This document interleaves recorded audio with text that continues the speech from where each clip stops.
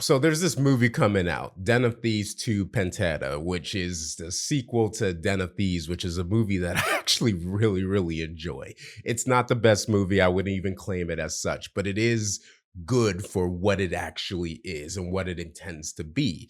And you never really would have thought you would have gotten a sequel to something like that, but we are. And it looks like it's just going to be interesting. I don't think it's going to be anything amazing or, you know, epic, but I do think it's going to be pretty solid for what it is, once again, trying to be. But I always find these types of movies interesting.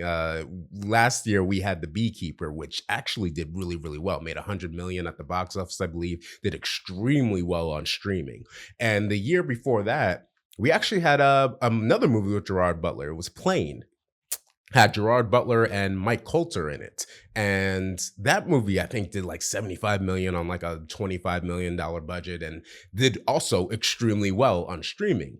And so it's interesting because January is usually long looked at and still is as a dead month. Like every now and again, we've had some crazy movie come out in January that does extremely well and things like that. But for the most part, you're not getting some 500, 600, 700 plus $1 million movie in January. Like that just usually does not happen. There are holdovers from the Christmas season and things like that they don't want to compete with. But I find Den of Thieves 2 specifically to be very interesting, especially when it comes to its marketing, because it might not seem like there's a lot going on in terms of this movie and how it's being talked about, but there's a lot of organic engagement happening with Den of Thieves, like a lot.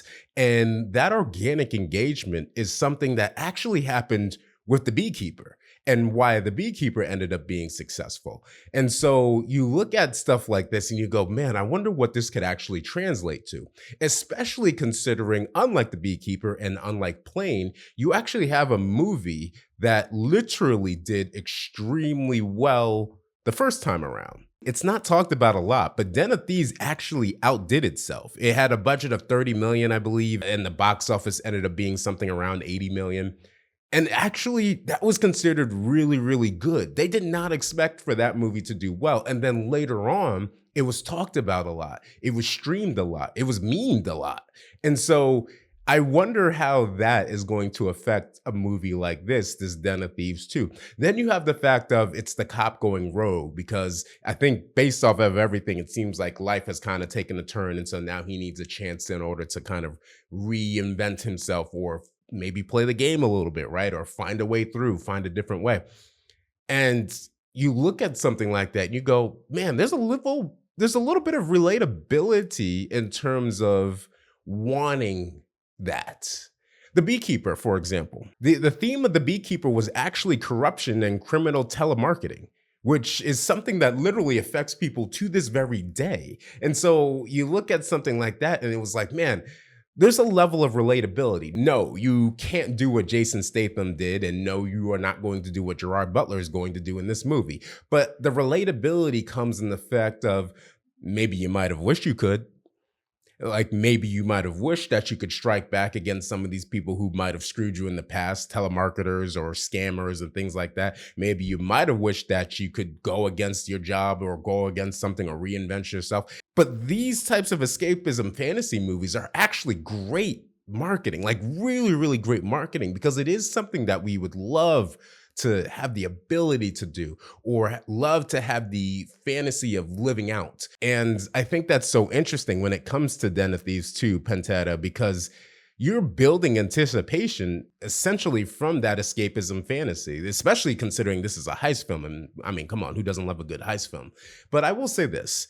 I could just be talking, right? Like this movie could absolutely flop, do absolutely poorly. I just don't think it will. I think that there's something interesting about that, and there's something interesting about how people feel about the first one. I think this movie will almost be like a case study. Let's say it does extremely well. Let's say it does double what the first one did, right? Then does that signify that having maybe a lower tier movie that then becomes almost like a cult classic a little bit, especially after the fact, like it gets onto streaming and does exceptional numbers on streaming and gets put in such a way where people are looking at it like, man, this was actually extremely good. Does that help propel a second movie in the theaters? Will that matter? I do wonder if that's something that can actually take effect, because if it can, wouldn't that be interesting if that was used as a marketing strategy going forward? Like, you take a movie that's a little bit smaller, you don't put crazy budget in it, you really focus on making it good, you focus on making the story. Maybe you get a theatrical release, maybe not. But let's say you do. Let's go for the theatrical release. You get a theatrical release, you are on streaming in about, I don't know, 3 weeks, 4 weeks maybe, but that first initial movie does well.